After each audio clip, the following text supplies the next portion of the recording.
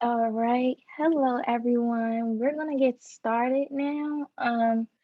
Just a quick introduction, even though we'll have a better one in a few. My name is Janiah Fields, and I'm here with my partner, Jordan Blandon.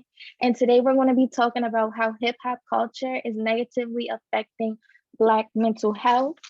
Before we get into the presentation, the actual content of the presentation, I'm going to go ahead and explain the theme of our presentation because you'll notice a lot of pictures and music related things in the presentation.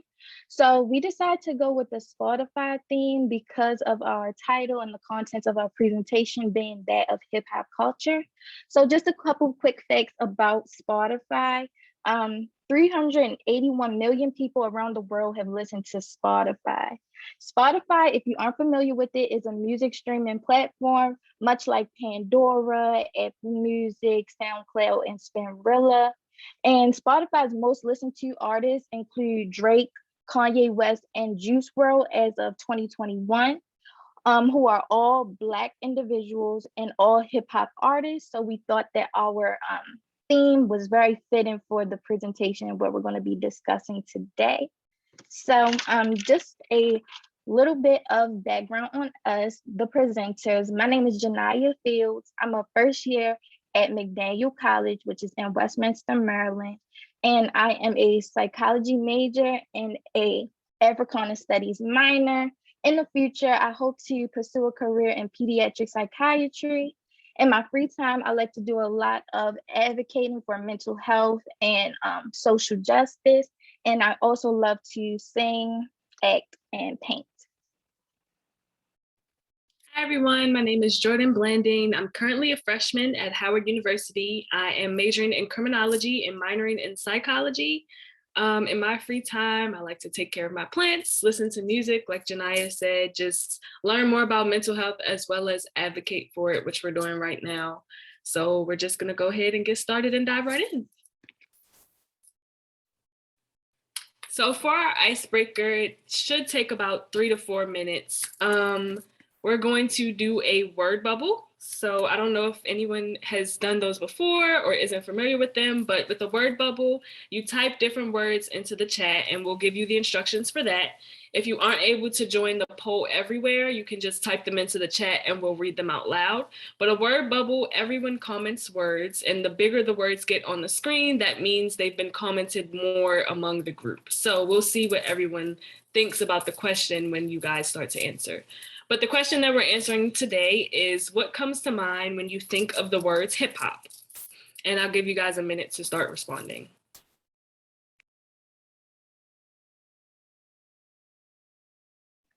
I will also be monitoring the chat if you can't get access to the polls everywhere, or maybe it's just a lot of work. We understand, and you guys can also go ahead and throw some answers in the chat and I'll read them aloud.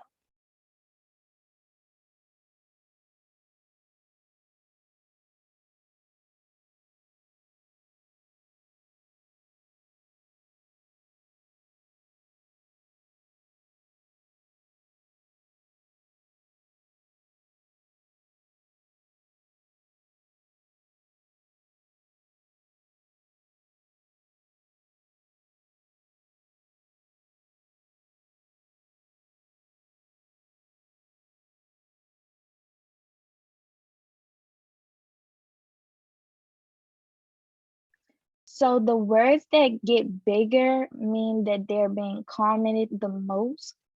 So if you see some words like I see like sex and creativity are words that are getting bigger. So a lot of people are commenting that. So you could kind of see a apparent theme throughout the poll as far as the question. I also see representation, drugs, escape, and in the chat, some people have said lyrics, dance, Black urban culture. These are all really great answers. And at some point in our presentation, we'll probably dabble on a little bit of all of this. So thank you guys for participating as far as this activity. And we're gonna go ahead and deactivate it and keep it moving.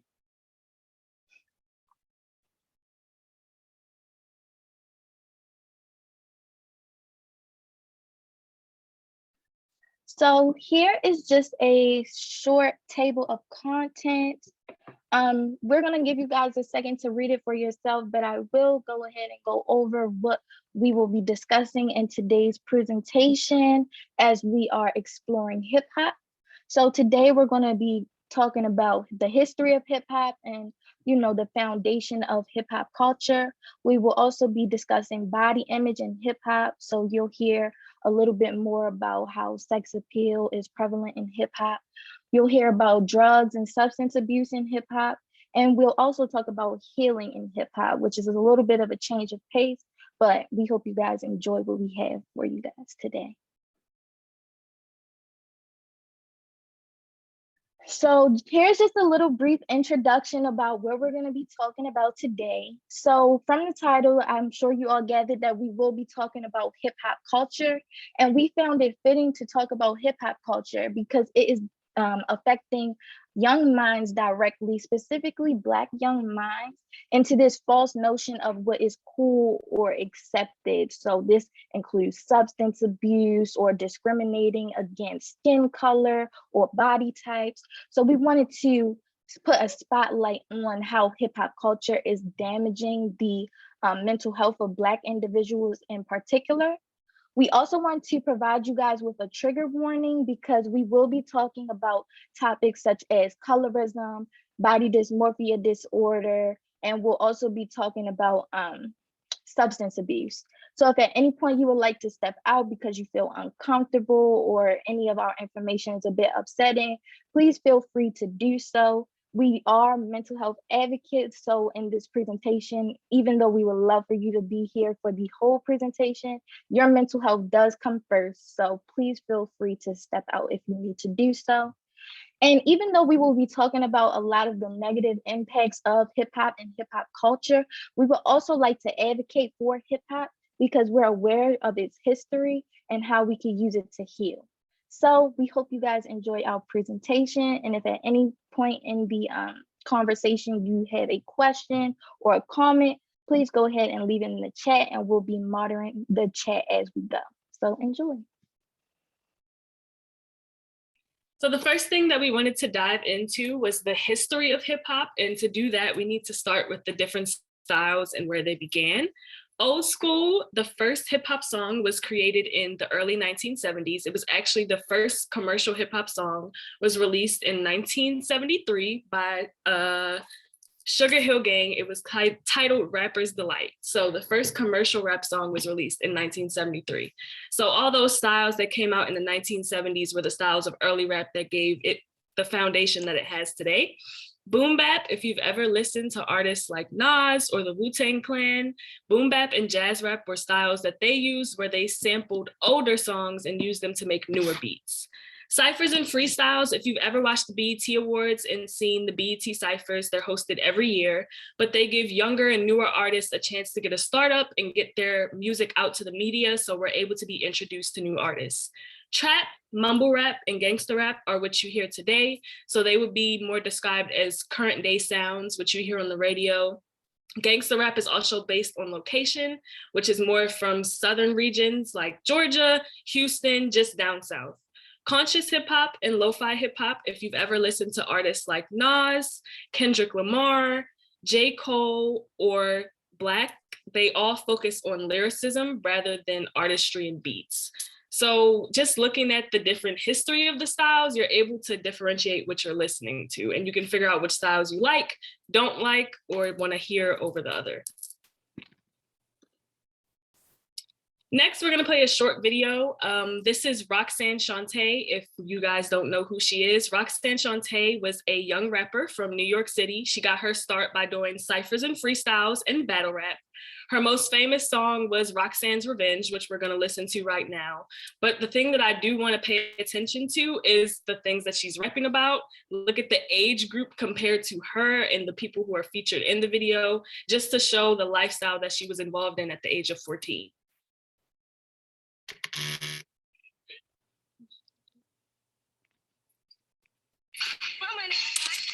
Don't you know I just a cold rock a party and I do this show. I said I met these three guys and you know it's true. Let me tell you and explain them all to you. I met this dude with the name of a hat. I I didn't even walk away, I didn't give him no rest. But then he got real mad and he got a little tired. If he worked for me, you know he would be fired. He wears a Kangol and that is cute, but he ain't got the money and he ain't got the loot. And every time that I see him, he's always a begging. And all the other girls that he's always trying to leg it. Every time that I see him, he says, you see, compared to me this week, compared to mine, every time that I know that I am saying something fresher. In any category, I'm considered the best. And every time that I say it, there ain't nothing left. And everybody knows I will win the contest. And so if you listen to what she's talking about, it's not something that your average 14-year-old would be living or rapping. And if you've ever seen any of her interviews that she's done at later dates, because she's still alive and she's still hosting her own radio show, so very much still involved in the hip hop community, but she was able to say that her life drastically changed at the age of 14 from becoming involved in the hip hop community. Dealing with older managers, which caused her to be involved with older men, took a drastic change on her life just from becoming an artist in the rap field. Hip hop was not always the art form that we know it as. As expression and messages have grown, so has the art form. The beats that we had before and the artistry that we had before has definitely grown, and that's more because of technology than anything. What we started from definitely shows us how hip hop has made its impact. We can see that it still controls a large part of the Black community, not just the Black community, but media in general. It has its influences and can be seen all over, whether that's in fashion, movies, or just music. And we do want to focus on the platform that artists have. Hip hop creates a certain message. So as artists produce certain songs and they're talking to certain audiences, you do see the impact that they hold. So as your platform grows, so do your problems. All right, now we're going to make a segue into body image and hip hop. So historically, hip hop is a male dominated genre and composed mostly of male artists, with a majority of male listeners, but 32% of hip hop listeners are female.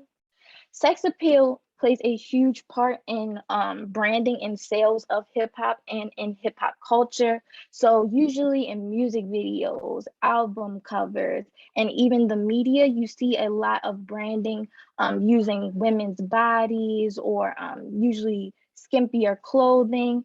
And a lot of this within Black individuals happens because of the unrealistic Afrocentric standards and the Eurocentric standards. So what this means is usually in branding the body or sex appeal in hip hop, you see a lot of bigger butts with a smaller waist as far as the representation of Afrocentric standards or Afrocentric features, Black features.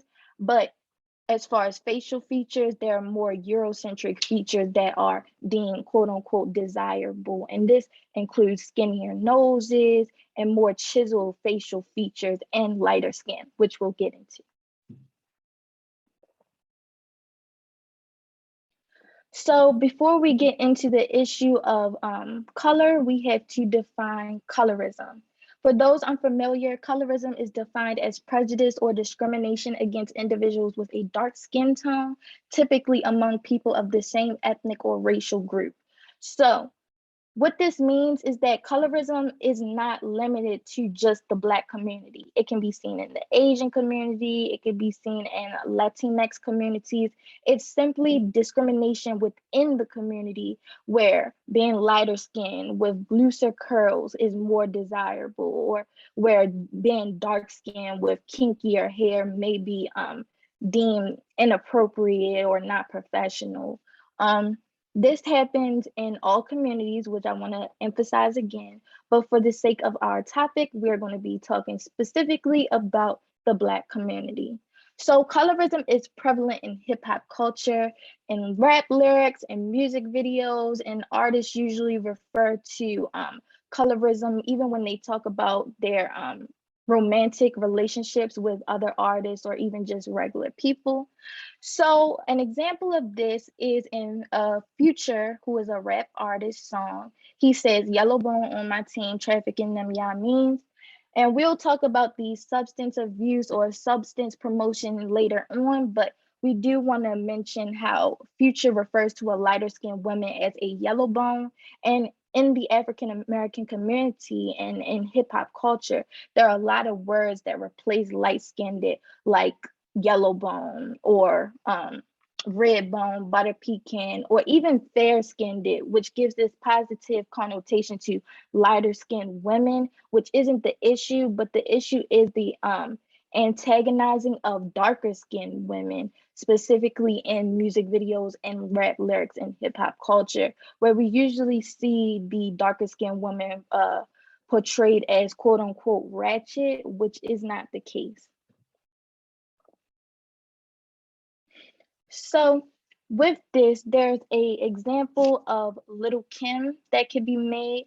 Little Kim is a rap artist and she's been active since 1994 and is still considered one of the most influential female rap artists in hip hop culture. Um, Little Kim this is her on the screen. On the far left, you can see that she was a darker skinned woman with more Afrocentric features if you look at her nose and her lips. But on the far right, you see her in 2021, and she is much lighter with a skinnier nose. And there's a lot of controversy around this and people making fun of her and her looks, but we never stop to address that there's a huge colorism issue within the hip hop community and hip hop culture that made her feel uncomfortable in her own skin. So Little Kim has been quoted in saying that all of the men in my neighborhood were attracted to women who were tall and light skinned. I didn't fit that mold. Little Kim also said in an interview to Newsweek, to this day, when someone says I'm cute, I can't see it no matter what anyone says. Guys have always left me for women who are European looking, with the long hair type, really beautiful women that left me thinking, how can I compete with that? Being a regular Black girl just wasn't enough. And this is something that has actually been said by an artist who's desired by many. And she has said that she is uncomfortable in her own skin and that hip hop has made it so that being darker skin isn't something that is desirable or prevalent or popular or cool. And this is important because Little Kim was 17 when she began rapping and being involved with hip hop culture. And when she was 17, she also became involved romantically with another rapper named Biggie Smalls, or Notorious B.I.G., who verbally and physically abused her. And we definitely need to take that into consideration, not only when we speak on her negatively or how she looks or her appearance, but also how this can manifest and affect the mental health of other Black individuals, specifically the youth. So this leads us into what is body dysmorphia disorder. So we touched on it a little bit with Little Kim and how she says she feels cute and she is told that she looks cute and she should feel cute, but she doesn't feel that way.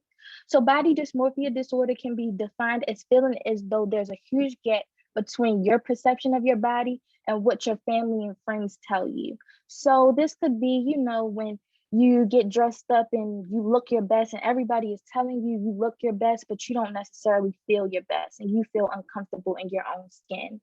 So areas of focus for those with body dysmorphia disorder could be facial features. So this could be the nose, this could be your eyes, your lips, size and shape of genitalia or breasts. And this can also include skin. So acne scars, freckles, moles, etc. A few symptoms of body dysmorphia disorder include repeatedly checking your reflection. So in our society, I know we are usually told that repeatedly checking your reflection is vanity, but in the case of one living with body dysmorphia disorder, it's actually to make sure that their perceived flaw isn't distracting or making other people uncomfortable. Another symptom could be isolating yourself and spending a lot of energy camouflaging the perceived flaw. And that is on a spectrum, the low end being, wearing makeup, sunglasses, and hats, maybe so people can't see you. But on the more severe or extreme end, it can include undergoing surgery to correct the perceived imperfection. So we've seen this in popular culture or BBL culture, which is a Brazilian butt lift, plastic surgery being Botox or nose jobs or facelifts. So now we have to address the problem. Hip hop should be a safe space. Hip hop culture was built on creativity and expression, and it should never boil down to looks and color or race. So hip hop should be a safe space where those who listen and consume it, as well as create it and produce it, feel comfortable in their own skin. It should be something that we use to uplift each other and not tear each other down or bring a negative connotation to a certain group of individuals. Also, we need to be mindful of what we create because at the end of the day, it is what our children intake. A common theme that you'll see throughout our presentation is that artists have impact. Even though no one is asking artists to, change how they express themselves, it's important that we watch what we say, how we present things, and what we do, even in art forms such as hip hop, because this could change how our children think of themselves. And we must be aware of hip hop's role in Black lives. As we've discussed, and as Jordan so well put, history of hip hop has a lot to do with Black culture and was built on Black creatives. So we don't want hip hop to become a breeding ground for self-hatred within the Black community. It should be something that we use to lift each other up and bring unity, not tear each other apart physically and mentally. So I just have a quick question for everyone. Have you ever wanted body or facial features like your favorite artist? If so, who? So I'm just going to share a little bit of personal experience. So as we talked about the issue of colorism, although I would say I've never wanted to be lighter skinned, typically those hip hop artists, female artists who were portrayed or more popular, like Janae her, they had very pretty loose curly hair, and I used to want hair like that. And now I'm more comfortable with my hair, but that's definitely something that shaped how I saw myself and something that I wanted to change about myself. But as you learn that everybody's hair is beautiful and everybody is individuals, and that's what makes us unique, you learn to appreciate yourself and the features of your favorite artist. So in the comments, my partner Jordan says she's always wanted looser curls. She has 4C hair, but looser curls have always seemed more desirable to the outside world. And yes, I think that is so important because like our favorite artists, wear these pretty hairstyles and make us think like, oh, you can only do this with looser curls or straight hair. But that's not true. Like kinky, curly hair is beautiful and we're able to work the same styles. But that shows us that hip hop culture has not given us enough representation of that. And we don't see as many girls with kinky, curly hair. Mariel says she's the one, Christina's blue eyes. I understand, like, yes. So it is not something to be ashamed of that you wanted to have the features of someone else, but it's definitely something that we want to raise awareness to, that we can admire these hip hop artists or hip hop culture, but not envy or think that we are less than because we don't have these features.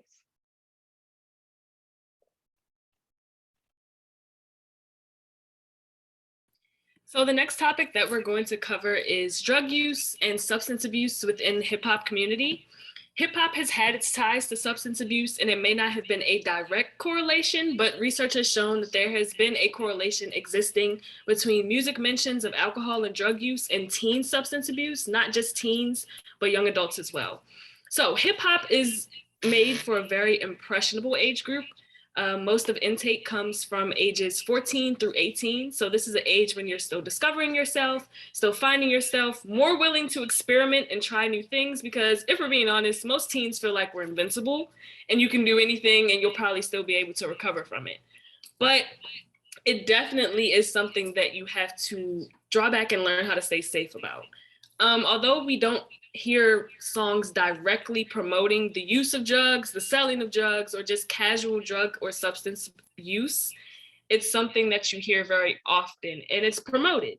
And substance abuse is not just limited to drugs, it's also including alcoholism. So being addicted to alcohol is included in substance abuse. All right. So if you look at the image on the screen, it's not just lyricism that can promote drug use or substance abuse, it can be imagery as well. So looking at the album cover, you see there's a bunch of different pills on the screen. In the top of the screen, you can see that there's a cup of lean being poured on top of the world. So imagery is also very important. Although you might not pay a bunch of attention to the album cover, you can pretty much guess what the entire album might be about just by looking at that cover. A 2008 study conducted by the University of California, Berkeley found that drug references in rap drastically increased between the years 1979 and 1997. There were about 341 songs that included drug mentions between that time. So if you can imagine how much music was released, and these are just the ones that were studied. 19% of the songs in the late 80s made references to substance abuse or drug abuse. And if you are familiar with the late 80s, or if you were born around that time, you might be familiar with the DARE organization, which was created in the late 80s in a counter to the amount of casual drug use that was being promoted during that time period. So it definitely shows that it was a real thing. It was attacking communities, especially the Black community, because hip hop culture majorly influenced the Black community during the 80s, the 90s, and even now. Can you think of any songs or artists that heavily focus on substance abuse or drug use? The first one that comes to mind for me is Snoop Dogg. Everyone who knows Snoop Dogg knows that Snoop Dogg is an avid promoter for smoking. So that would be one artist that I think of. And most of the songs that I hear on the radio today are talking about it. So I don't even have to give a specific song. But if you guys want to drop any artists that you could think of in the chat, and I'll read them out loud and we can try to discuss them. Post Malone, that's actually a good one. Juice WRLD, for sure, yes. Juice WRLD, if you aren't sure who Juice WRLD is, he was a younger artist, a younger Black artist who passed away because of a drug overdose. Mac Miller as well passed away because of substance abuse. But he was a very prominent rapper and very promising. So all of these people were young and very talented, and it shows how much it can affect their career. My dad said, my dad's in the chat, but they used to promote positive rap, and because I'm old, there was a time when you have to have a radio edit in order to play your music. And my dad and Ayana both said Future, so those are both good ones. But you're absolutely right. If you look at the comparisons to rap from the 70s and 80s to the rap from 90s and now, it's a completely different message that's being promoted. And that could be a difference of times, that could be a difference of message and influence, but those are just some really good examples. So thank you guys for sharing. And I did want to give some more imagery just to talk about how much imagery can have a large effect. Just the media that you're intaking on a daily basis can begin to influence your belief system, the way you think, the way you go about life, your mood, how you focus on things. So we had that same cover used before, but if you look at the Chance the Rapper poster, which is called Acid Rap, most of the song is talked about being on acid, using LSD or psychedelics, using shrooms. So just the discussions that we are able to have in places like this are very important because you're able to debrief and understand what you're seeing and what you're viewing. To give lyric examples, the first lyric is from a rapper named Young Nudy, who's from the South. And if you guys remember the rap styles that we talked about in the beginning, Young Nudy is a rapper who mainly focused on gangster rap, being that he's from Atlanta, Georgia. So, but in the song lyric, he's talking about one, popping pills and drinking lean. So just promoting casual substance use. And as someone who's my age hearing that frequently, it begins to make you feel like, oh, well, maybe it's not so bad. Maybe if I try it, I'll feel like the way he feels in the song. And for someone who's at a very impressionable age where you are willing to do those things because you want to seem cool or want to fit in, it can drastically change your life, because all it takes is 1 second for that to go bad. Your body may not react the same way someone else's does. And that's where you have to be able to draw that line between, I like the music and I enjoy listening to the artist, but I don't have to live the life that he's promoting in this music. For the next lyric, if you've ever listened to the rap group Lunas, or ever heard the song I Got 5 on It, if you're not familiar with that song, if you've seen the Jordan Peele movie Us, he sampled that song. But the entire song is basically talking about paying someone to hit their blunt. So when you listen to the lyrics, it's kind of like, oh, okay. You don't really realize until you actually sit down and look at the lyrics. And that's the case for a lot of songs today. You know, you really like them, but then you take the time to look at the lyrics and you're like, wow, I don't believe in any of the stuff that they're saying right now. I don't do half the stuff that they're saying right now. So it's really important to make sure your media might match your lifestyle. Substance abuse can be defined as the excessive use of drugs. So psychedelics, LSD, acid, tabs, marijuana, any pill that has not been prescribed to you by a doctor, as well as alcohol. A lot of times people do not include alcohol in substance abuse because they don't see it as an addictive thing, but alcohol has just as many addictive properties as any other drug that you could use. The feeling that is produced by certain substances can be addictive, as well as the substance itself having addictive properties. So if you attach the use of substances to an emotional feeling, when you get sad, you turn to a certain substance. Or when you're angry, you turn to a certain substance to calm down. That, along with the addictive properties that it already has, can make it even more difficult to wean off of the substance when the time comes. And like Janiah said, the biggest message that we wanted to promote is that artists have impact.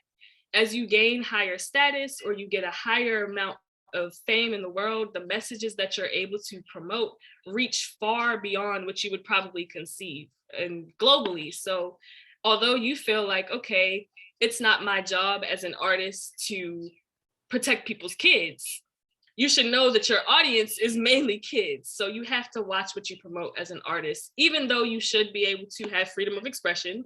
That's the way of the world. You do have to be careful of what you promote. The biggest issue is the stigma that still surrounds addiction. Coming forward can be an extremely difficult thing, especially if you're coming forward on your own. Interventions can be an extremely difficult thing, especially for families or peers or someone who has never had to deal with something like this before. So the stigma that surrounds it can make it even more uncomfortable. The solution to that would be create safe spaces to discuss the effects of substance abuse among young Black adults. Growing up in Baltimore City, if you've driven down North Avenue, you've seen a lot of the people who are suffering from addiction standing right in front of you. So you have real life examples, but not having the spaces to discuss that and debrief what you're seeing doesn't really make it a solution. Another thing would be education. So I feel like schools should promote more education, especially in health classes, on the signs of substance abuse, what to do if you see someone suffering from it, or if you're suffering from it yourself, where to go to get rehabilitation or just find help. The conversation should be an open one rather than a shameful one. If you make it difficult for someone to be comfortable coming forward, they'll be much more hesitant to actually want to get help.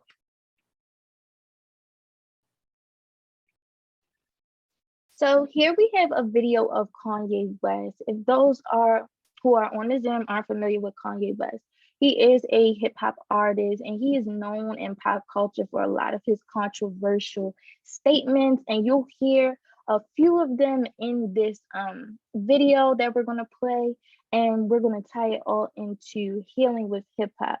So just pay attention to this and see what he says.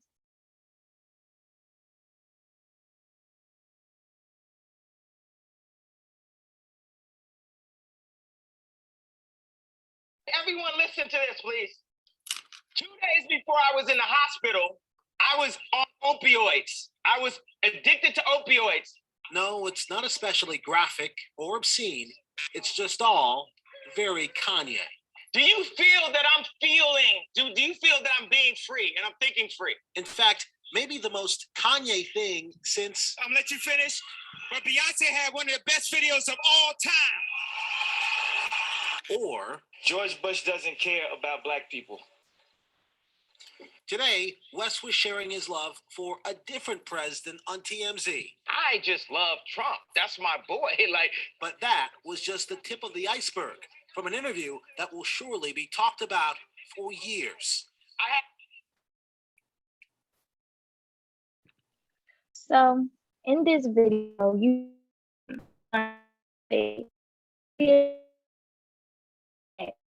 for like God praise have raised step, but maybe that it's time to do it. Maybe Kanye and examine. You heard he had suffered with addiction, and if you watch the video more, he talks about Black culture and how slavery is a choice and different things that you hear if you continue the video. But that's going to lead us into healing with hip hop. So above healing with hip hop, you see a cover art from Kanye West's album Yay, where he says, "I hate being bipolar. It's awesome."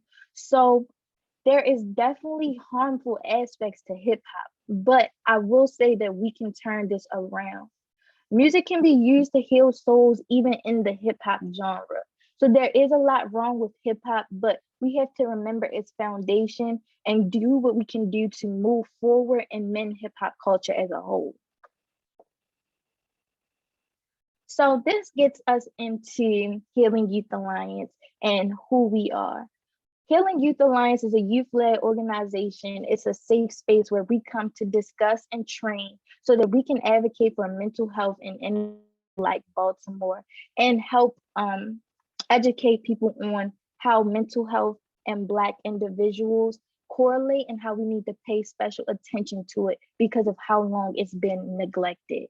That gets us into Healing Center engagement.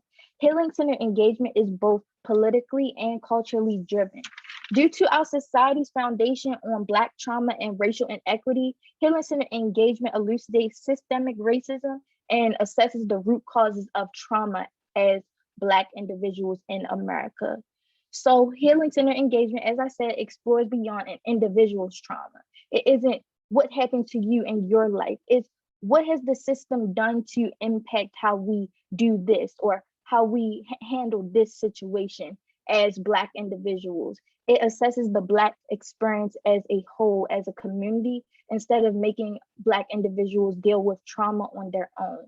It assesses neighborhoods, families, environments, and schools and how they've been affected by a system that was never meant to see African Americans thrive. So why are these neighborhoods filled with trash? Why are these families or domestic life broken up? Why are these environments unsafe for children?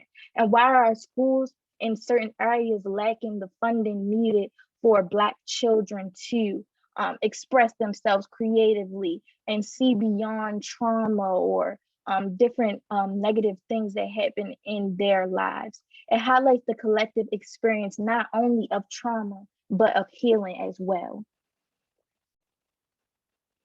So in hip hop, we can practice Ubuntu. How do we expect our community, our youth to be healed if those who they listen to within the community aren't healed? We can use hip hop culture as the epicenter of healing and Ubuntu.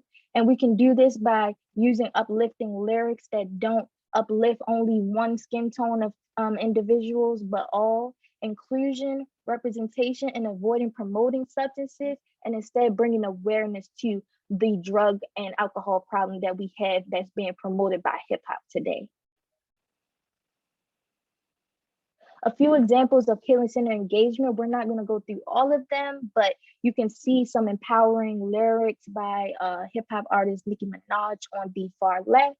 In the middle, you see the representation of Black ballerinas of all shades with their natural hair in Baby Keem's music video Family Ties featuring Kendrick Lamar. And on the far right, you see the album cover art of J. Cole's 2018 album KOD. When asked what KOD stood for, J. Cole said that it had three meanings: kids on drugs, kings overdose, and kill our demons.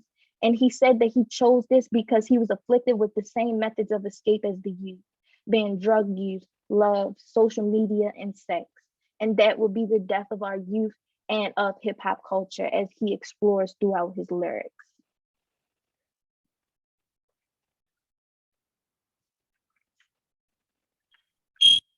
Sorry, everyone. The fire alarm in my building is going off. So, Janiah, can you take the conclusion for me?